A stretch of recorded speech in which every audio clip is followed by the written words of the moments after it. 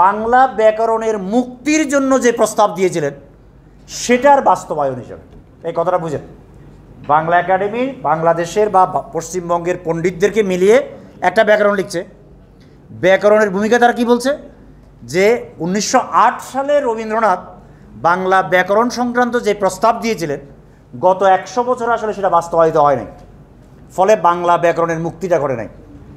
আমরা যে আজকে বাংলা ব্যাকরণটা লিখছি, এটা লিখছি হলো বাংলা ব্যাকরণের মুক্তির রবীন্দ্রনাথ যে প্রস্তাব দিয়েছিলেন সেই প্রস্তাব বাস্তবায়নের জন্য।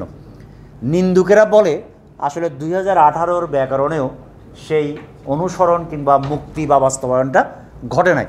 এই নিন্দুকদের মধ্যে আমিও আছি। আমি আমার থিসিস যেটা বেরিয়েছে 2014 সালে, সেখানে আমি এটা দাবি করেছি যে এই মুক্তি আসলে ঘটেনি।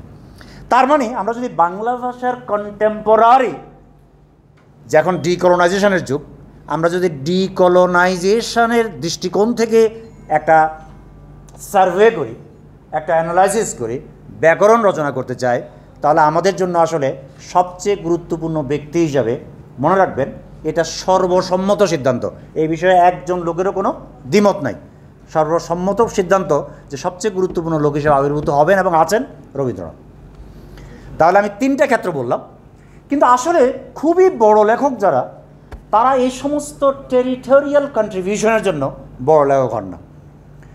বড় লেখকরা বড় লেখক হন তার সবচেয়ে গুরুতর কারণ হলো যে তারা একটা কমিউনিটির জন্য সামষ্টিক সেলফের ইমেজ তৈরি করে। বড় লেখকরা বড় লেখক কেন? শেক্সপিয়ারকে ইংরেজরা এত পূজা করে কেন? রবীন্দ্রনাথ বা নজরুলকে আমরা তো গুরুত্ব দিই কেন? আমরা গুরুত্ব দিই কারণ তারা সমষ্টিকে আবিষ্কার করেছেন, আবিষ্কার করে সেটা প্রকাশ করার জন্য ভাষা দিয়েছেন। আমরা এটাকে বলি ইমেজ, ছবি তৈরি করেছেন। ওটার মধ্যে আমি নিজেকে দেখতে পাই, ওটার মধ্যে বহু লোক নিজেকে দেখতে পায়। এটা হলো বড় লেখকের সবচেয়ে বড় কন্ট্রিবিউশন। রবীন্দ্রনাথের পক্ষে 2 ক্ষেত্রে 2ভাবে এই কন্ট্রিবিউট করার একটা অসামান্য বাস্তবতা ছিল।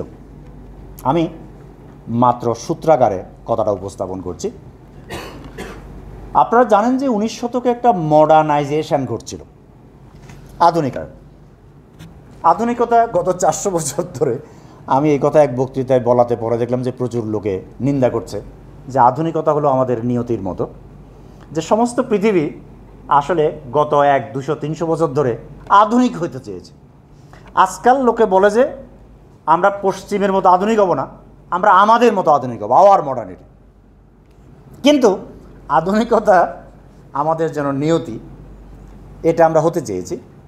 আমাদের এই অঞ্চলে এই আধুনিকায়নটা শুরু হয়েছে একটা কলোনাইজেশনের মধ্য দিয়ে।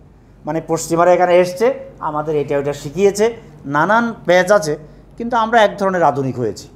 এটাকে আমরা, আমাদের জেনারেশনের লোকরা বলে, আগের জেনারেশনের লোকরা শুধু আধুনিকতা বলতো। আমাদের জেনারেশনে যেহেতু কলোনাইজেশন ব্যাপারটা খুব গুরুত্বপূর্ণ হয়ে উঠেছে, ফলে আমাদের জেনারেশনের লোকরা বলে কলোনিয়াল মডার্নিটি। কাজী নজরুল ইসলাম হচ্ছে সাহসের প্রতীক। কাজী নজরুল ইসলাম আমাদেরকে পথ প্রদর্শকের কবি, তিনি আমাদের জাতীয় কবি। এটা আমাদের পরম সৌভাগ্যের ব্যাপার। তিনি আসলে মহাবিশ্বের মহাবিশ্বই, আমরা শুরুতেই বলেছি, কিন্তু আমাদের সৌভাগ্য তিনি আমাদের জাতীয় কবি। প্রেমেন্দ্র মিত্র মহাশয় লিখেছিলেন, তিনি বিধাতার একটি সুর, বিধাতার এক সুর বুঝি করেছিল পথ ভুল, তার নাম জানি নজরুল। এই হলো নজরুলের সংজ্ঞা। বিধাতার এক সুর বুঝি করেছিল পথ ভুল, তার নাম জানি নজরুল। আর অন্নদা শঙ্কর রায় একসময় ময়মনসিংহের, উনি এসডিও ছিলেন, তখন একটা ছড়া লিখেছিলেন, ভুল হয়ে গেছে বিলকুল, আর সব কিছু ভাগ হয়ে গেছে, ভাগ হয়নি কেন নজরুল, এই ভুলটুকু বেঁচে থাক। বাঙালি বলতে একজন আছেন, দুর্গতি তার গুছে যাক। তো নজরুলের দুর্গতিটা কি? উনি তো চলে গেছেন, তার আর কষ্ট কি? কিছুই না। তার দুর্গতি হচ্ছে তাকে বুঝতে না পারার যে তার যে কষ্টটা, সেই কষ্ট নিয়েই তিনি নীরব হয়ে গেছেন। তো এখনও যদি আমরা তাকে বুঝতে না পারি বা তাকে বুঝতে না দেই, তাহলে সেটা আত্মপ্রতারণার সামিল হবে বলে আমি মনে করি। এই কারণে আমরা যারা বিভিন্ন দায়িত্বে আছি, দায়িত্বশীল পদে আছি, এটা আমাদের দায়িত্ব। আমি অন্যকে বলতে পারি না, আমার দায়িত্ব আমাকে পালন করতে হবে। নজরুলকে যতটুকু আমার যোগ্যতা, আমার ক্ষমতা আছে, আমার সামর্থ্য আছে, ততটুকু প্রচার করতে হবে। আমার সামর্থ্য আছে, আমি আমার গ্রামে জায়গা জমি আছে, আমি বাচ্চাদের জন্য একটা স্কুল করে দিয়েছি, নজরুল বিদ্যানিকেতন, যে বাচ্চারা নজরুলের আদর্শে বেড়ে উঠুক, নজরুল বিদ্যানিকেতন। কারণ একটা আদর্শের সামনে রাখতে হয় মানুষের। আমার সুযোগ হয়েছে জাতীয় কবির গেজেট। আমরা এই সরকারের প্রতি পরম কৃতজ্ঞতা জানাই, আমরা ধন্যবাদ জ্ঞাপন করি আজকের এই ফোরাম থেকেও যে বর্তমান সরকার জাতীয় কবির গেজেটটি করে দিয়েছে। কাজটি কিন্তু খুব ছোট কাজ না, অনেক বড় কাজ, কিন্তু খুব কম সময়ের কাজ, কষ্ট বেশি করতে হয় না। আমরা ড্রাফট করে দিই, আমি আইনের ছাত্র হিসাবে খসড়া নিয়ে নিয়ে বিভিন্ন দুয়ারে ঘুরেছি যে এটা রিকগনিশনটা দিন, গেজেটটা করুন, কিন্তু কথা শোনার সময় নাই।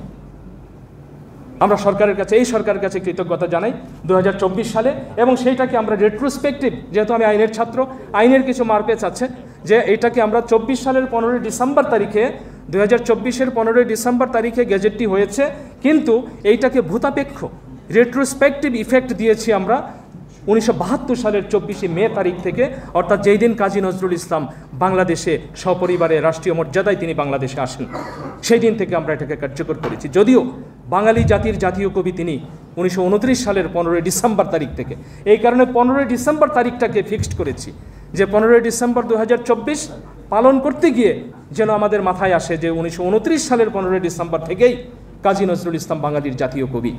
তো কাজী নজরুল ইসলাম, তার যে দর্শন, তার যে বিজ্ঞান চেতনা, তার যে সামাজিক দায়বদ্ধতার দিক, মানুষের মুক্তির যে দর্শন, সেই বিষয়গুলো আমরা যারা আছি আমাদের দায়িত্ব নিজেদের মধ্যে ধারণ করা এবং সকলের মধ্যে ছড়িয়ে দেওয়া। তাতে আমরা ব্যক্তিগতভাবে লাভবান হব, পারিবারিকভাবে লাভবান হবে আপনার পরিবার, আমার পরিবার, সমাজ লাভবান হবে, আমার দেশ লাভবান হবে, এবং আলটিমেটলি এই মানব জাতি লাভবান হবে। কাজী নজরুল ইসলামের আজকের এই মহতী আয়োজনে আমাকে দুটো কথা বলবার সুযোগ করে দেওয়ার জন্য আমি আবারও কৃতজ্ঞতা জ্ঞাপন করছি। বাংলা একাডেমির মহাপরিচালক মহোদয় আছেন, এক সময় বাংলা একাডেমির যে নজরুল মঞ্চ আছে, নজরুল মঞ্চ থেকে এক সময় বাংলা একাডেমির যে বইমেলা, 21-এর বইমেলার নতুন বইয়ের মোড়ক উন্মোচন করা হতো এই নজরুল মঞ্চ থেকে, কিন্তু হঠাৎ করে এক সময় এটিকে সরিয়ে নেওয়া হলো, সোহরাওয়ার্দী উদ্যানে নিয়ে যাওয়া হলো। আমরা এটার প্রতিবাদ করেছি, আমরা দাবি জানিয়েছি, সেই সময় থেকে এখন পর্যন্ত দাবি জানিয়ে আসছি যে নতুন বইয়ের মোড়ক উন্মোচন নজরুল মঞ্চ থেকেই যেন আবার করা হয়। কেন? তার দুটি দিক আছে। একদিকে হলো ঐতিহাসিকভাবে এটি হয়ে আসছে নজরুল মঞ্চ থেকে, আরেকটি হলো যে অফিসিয়াল কাজগুলো আসলে বইমেলার যে বাংলা একাডেমির যে পার্ট, এই পার্টেই আসলে হয়, আর বাণিজ্যিক কার্যক্রমগুলো, বই কেনা বেচার বিষয়গুলো আসলে ওই পার্টে হয়। এই কারণে মহাপরিচালক মহোদয়ের প্রতি আমার একটা বিনীত অনুরোধ থাকবে যে আমি বাংলা একাডেমির সামান্য একজন সদস্য, সেই দাবি নিয়েও আমি বলতে পারি যে নজরুল মঞ্চ থেকেই যেন সামনের বইমেলার নতুন বইয়ের মোড়ক উন্মোচনগুলো হয়। তাতে করে হয় কি, একটা বইয়ের যাত্রাকালে নজরুলের নামটি থাকে, যে নজরুল মঞ্চ থেকে আমার একটি বইয়ের মোড়ক উন্মোচন হলো। নজরুল শুধু একটি নাম নয়, এটি একটি আদর্শ, এটি একটি শক্তি, এবং এই শক্তি আমাদেরকে নিজের পায়ে দাঁড়াতে শেখায়।